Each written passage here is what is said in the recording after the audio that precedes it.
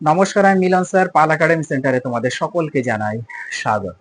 আমি আজকে আবার তোমাদের কাছে নিয়ে এসেছি আরআরবি রেলওয়ে গ্রুপ ডির তোমাদের বোর্ড অরিজিনাল অফিসিয়াল কোশ্চেনের পার্ট নাম্বার 4 এর ক্লাস। এর আগে তোমাদের পার্ট 1, পার্ট 2, পার্ট 3 তিনটে ক্লাস আমি আপলোড করে দিয়েছি। যারা এখনো পর্যন্ত দেখনি তারা পার্ট 1, পার্ট 2 এবং পার্ট 3 তিনটে ক্লাস আগে অ্যাটেন্ড করো। তারপরে তোমরা আজকে 4 নাম্বার ক্লাসটা একটু গুরুত্ব দিয়ে দেখতে থাকো। তাহলে চলো আমরা সময় নষ্ট করব না, আমরা সরাসরি চলে আসি প্রথম প্রশ্নে দেখো কি বলেছে। বলেছে জাতীয় দুর্যোগ প্রতিক্রিয়া বাহিনী, জাতীয় দুর্যোগ প্রতিক্রিয়া বাহিনী যেটাকে বলা হয় এনডিআরএফ, এনডিআরএফ ওকে, কোন বছর কার্যকর হয়? জাতীয় দুর্যোগ প্রতিক্রিয়া বাহিনী এনডিআরএফ কোন বছর কার্যকর হয়? এই প্রশ্নের তোমাদের সঠিক অ্যান্সার 2006 সালে, 2006 সালে কার্যকর হয়। তারপরের প্রশ্ন দেখো কি বলেছে। বলেছে ভারতের জাতীয় মহাসড়ক কর্তৃপক্ষের বর্তমান চেয়ারম্যান কে? ভারতের জাতীয় মহাসড়ক কর্তৃপক্ষের, যেটাকে বলা হয় এনএইচএআই, এর বর্তমান চেয়ারম্যান কে? এই প্রশ্নের সঠিক অ্যান্সার সন্তোষ কুমার যাদব। সন্তোষ কুমার যাদব বা যাদব, সন্তোষ কুমার যাদব হলো ভারতের জাতীয় মহাসড়ক কর্তৃপক্ষের বর্তমান চেয়ারম্যান। ওকে, তারপরের প্রশ্ন দেখো কি বলেছে। লোহার মরিচা ধরার প্রক্রিয়া কোন ধরনের রাসায়নিক প্রক্রিয়া? লোহার মরিচা ধরার প্রক্রিয়া কোন ধরনের রাসায়নিক প্রক্রিয়া? এই প্রশ্নের তোমাদের সঠিক অ্যান্সার হয়ে যাবে জারণ প্রক্রিয়া। এটি একটি জারণ প্রক্রিয়া। তারপরে প্রশ্ন দেখো কি বলেছে। বর্ষা সম্পর্কিত প্রাকৃতিক দুর্যোগ, বর্ষা সম্পর্কিত প্রাকৃতিক দুর্যোগ মোকাবেলায় ভারতীয় সেনাবাহিনী এবং এনডিআরএফ, এনডিআরএফ নাগাল্যান্ড কোন যৌথ মহড়া পরিচালনা করেছিল?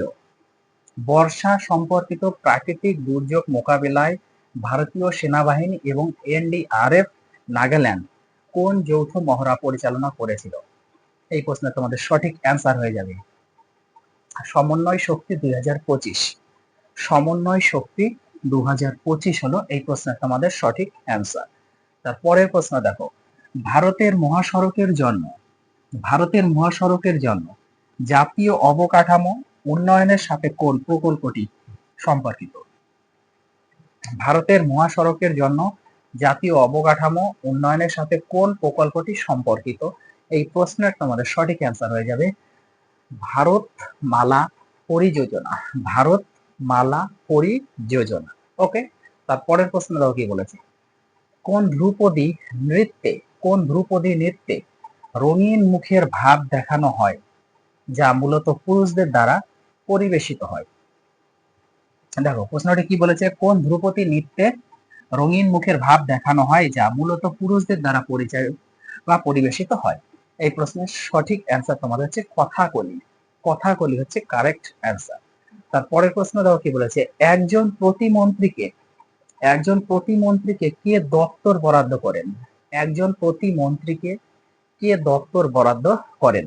এই প্রশ্নের সঠিক অ্যান্সার তোমাদের রাজ্যের মুখ্যমন্ত্রী, রাজ্যের মুখ্যমন্ত্রী। ওকে, তারপরের প্রশ্ন দেখো কি বলেছে। অলিম্পিকে ব্যক্তিগত স্বর্ণপদক জয়ী প্রথম ভারতীয় কে? অলিম্পিকে ব্যক্তিগত স্বর্ণপদক জয়ী প্রথম ভারতীয় কে? এই প্রশ্নের সঠিক অ্যান্সার অভিনব বিন্দ্রা। অভিনব বিন্দ্রা হচ্ছে সঠিক অ্যান্সার এবং এই প্রশ্নটি ভেরি ভেরি ভেরি ইম্পর্টেন্ট। ওকে, তারপরের প্রশ্ন দেখো কি বলেছে। লোক আদালত, লোক আদালত কোন কোন বিষয়ে জড়িত থাকতে পারে না? লোক আদালত কোন কোন বিষয়ে জড়িত থাকতে পারে না? এই প্রশ্নে তোমাদের সঠিক অ্যান্সার হয়ে যাবে ফৌজদারি মামলা, ফৌজদারি মামলা যা অমীমাংসাযোগ্য, ফৌজদারি মামলা যা অমীমাংসাযোগ্য অথবা অসাংবিধানিক বিষয়, অসাংবিধানিক বিষয়। তাহলে কার সাথে জড়িত থাকতে পারে না? ফৌজদারি মামলা যা অমীমাংসাযোগ্য এই একটা, অথবা অসাংবিধানিক বিষয়, এর সাথে লোক আদালত জড়িত থাকতে পারে না। ওকে, তারপরে প্রশ্ন।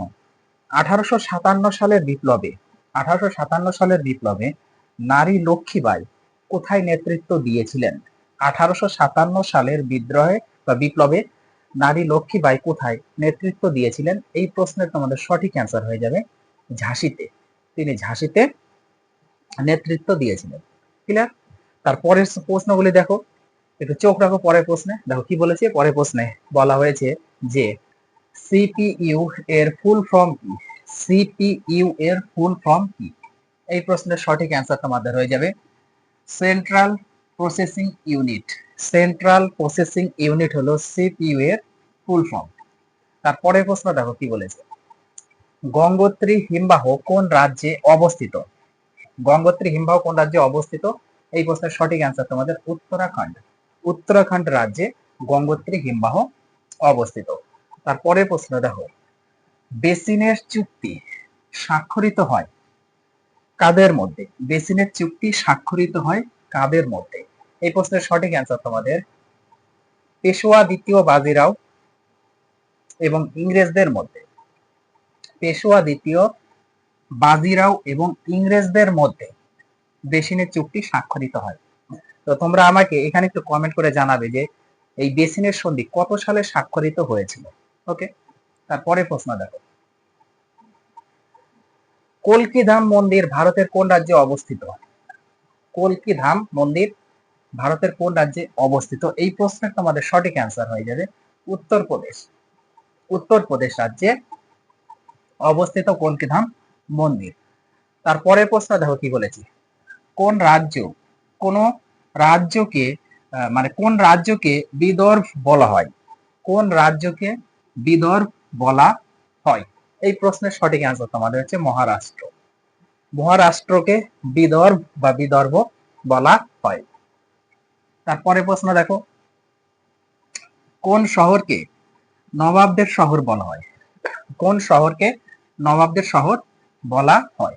এই প্রশ্নের তোমাদের সঠিক অ্যান্সার হয়ে যাবে লখনৌ। লখনৌ শহরকে নবাবদের শহর বলা হয়। তারপরে প্রশ্ন, রাষ্ট্রকূট বংশের প্রতিষ্ঠাতা কে? রাষ্ট্রকূট বংশের প্রতিষ্ঠাতা কে? এই প্রশ্নের সঠিক অ্যান্সার হচ্ছে দন্ত দুর্গ। দন্ত দুর্গ হলো রাষ্ট্রকূট বংশের প্রতিষ্ঠাতা। তারপরের প্রশ্ন দেখো, কে 1947 সালে প্রথম বাজেট পেশ করেছিল? কে 1947 সালে প্রথম বাজেট পেশ করেছিল? এই প্রশ্ন তোমার সঠিক অ্যান্সার আর কে শানমুখম চেট্টি। আর কে শানমুখম চেট্টি। ওকে, আর কে শানমুখম চেট্টি 1947 সালে প্রথম বাজেট পেশ করেছিলেন। তারপরে প্রশ্ন, বেরি কোন ভিটামিনের অভাবে হয়? অর্থাৎ বেরি রোগ কোন ভিটামিনের অভাবে হয়ে থাকে? এই প্রশ্নের সঠিক অ্যান্সার তোমাদের হয়ে যাবে ভিটামিন বি1। ভিটামিন বি1 এর অভাবে বেরি রোগ হয়ে থাকে। তোমরা আমাকে জানাবে ভিটামিন বি1 এর কেমিক্যাল নেম কি, অর্থাৎ রাসায়নিক নাম কি ভিটামিন বি1 এর। ওকে, এটা একটু কমেন্ট বক্সে তোমরা আমাকে জানাবে। তারপরে প্রশ্ন, নাগানন্দ কে রচনা করেছিলেন? নাগানন্দ কে রচনা করেছিলেন? এই প্রশ্নের সঠিক অ্যান্সার তোমাদের হয়ে যাবে হর্ষবর্ধন। হর্ষবর্ধন নাগানন্দ রচনা করেছিলেন। তারপরে প্রশ্ন, সখ্য সাগর কোন রাজ্যে অবস্থিত? সখ্য সাগর কোন রাজ্যে অবস্থিত? এই প্রশ্নের তোমাদের সঠিক অ্যান্সার মধ্যপ্রদেশ। মধ্যপ্রদেশ রাজ্যে সখ্য সাগর অবস্থিত। তারপরে প্রশ্ন, আধুনিক পর্যায় সারণীতে মোট কতগুলি মৌল আছে?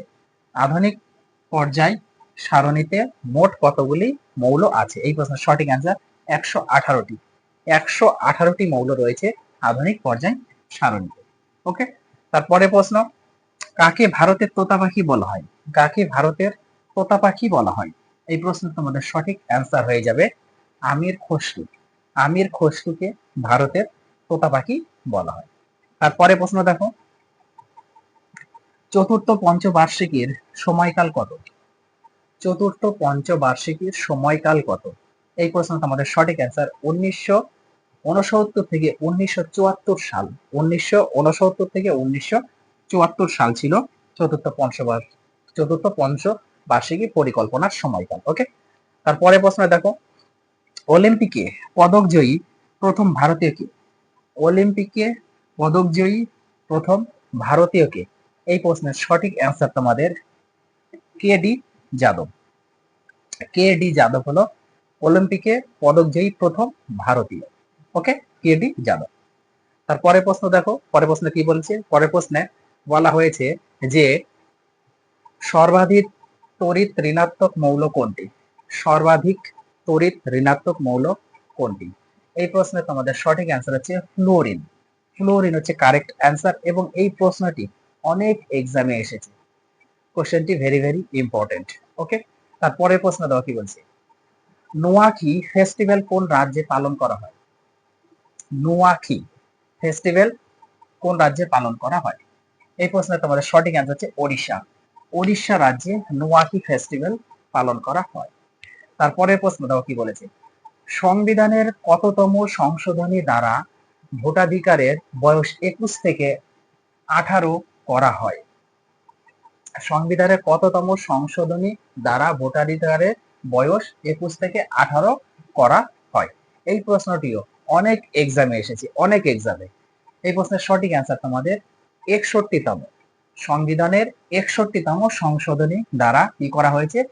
ভোটাধিকারের বয়স 21 থেকে কমিয়ে 18 করে হয়েছে। তারপরের প্রশ্ন দেখো কি বলেছে? ডিব্রু সাইখোয়া ডিব্রু সাইখোয়া জাতীয় উদ্যান কোন রাজ্যে অবস্থিত? ডিব্রু সাইখোয়া জাতীয় উদ্যান কোন রাজ্যে অবস্থিত? এই প্রশ্নের তোমাদের সঠিক অ্যান্সার হচ্ছে আসাম।